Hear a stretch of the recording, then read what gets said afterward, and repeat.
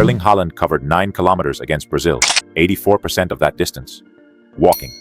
Mbappe does twice as many sprints. Even Cristiano Ronaldo, at 41, covers more distance and at a higher average speed in this World Cup than Haaland at 25.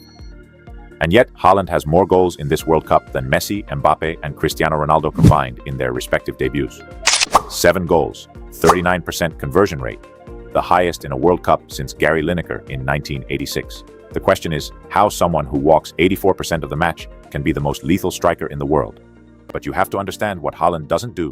He doesn't create chances for his teammates. His SofaScore rating this season, 7.43, is the lowest of the big 3 strikers. Haaland loses out to his direct competitors, and yet has the best conversion rate of the entire World Cup. Haaland walks around the pitch while his teammates build up. He disappears for entire minutes. His 3 touches in the box against Brazil are the most recent example of something that is repeated match after match. And the criticism is understandable. Seeing a 1.95-meter striker strolling around the pitch while the game is played around him doesn't look like the behavior of someone who wants to win. Until the moment comes.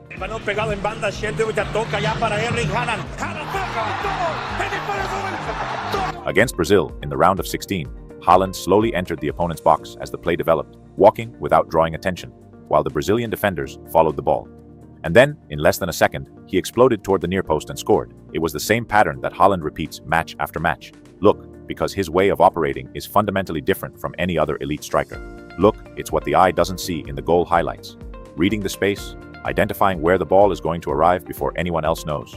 Positioning himself in the exact zone without triggering the marking mechanisms that running players trigger. A defender instinctively follows a running attacker. Movement triggers tracking. When an attacker walks, that mechanism relaxes. The defender doesn't cancel the mark, but softens it. He assumes the danger is elsewhere. And the moment the ball enters the box, Haaland is already where he needs to be, a meter ahead of the defender who half followed him, with just enough space to receive or shoot before anyone can correct the mistake. His top speed against Arsenal this season was 36.2 kilometers per hour, the highest of all Manchester City. The player who runs the least per match is also the fastest when he decides to be.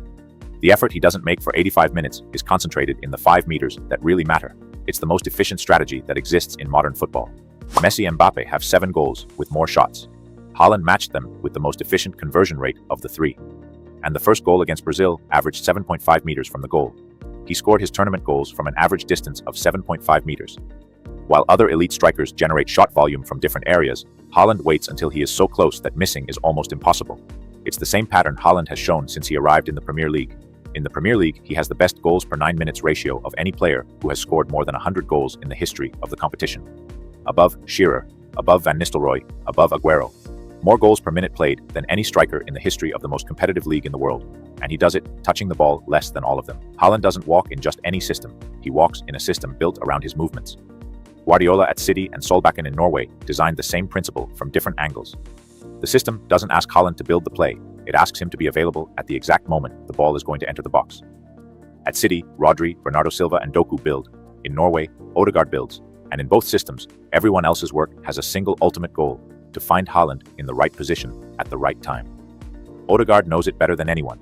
He has 10 assists in 10 matches with Norway this season, not because they are the flashiest duo in football, but because they have been training for years on exactly when and where Haaland is going to be available. And that connection was seen in the match against Brazil with a clarity that numbers don't always capture. Norway waited, and when the precise moment arrived, Schelderup's through ball in the 79th minute, Haaland was already where he had to be, half a meter ahead of Gabriel Magalhaes, enough to win the aerial duel and score. The system doesn't protect Haaland so he walks less. It protects him so that when he walks, he gets exactly where he needs to be. There's a question analysts have been asking about Haaland for years. Can he perform in big matches? Matches where Haaland would disappear for 70 minutes and then appear at the exact moment, or not appear at all. The 2026 World Cup is giving a different answer. Not because Haaland has changed, but because the biggest stage in world football is, paradoxically, the one that best suits his way of playing. Matches where defensive tension is at its peak, where spaces are minimal, where a single moment decides the outcome. That is exactly the environment where the striker who touches the ball the least becomes the most dangerous. Because in a match where space is a luxury, the player who knows exactly where that space is going to be before it appears has an advantage that no kilometers covered can compensate for.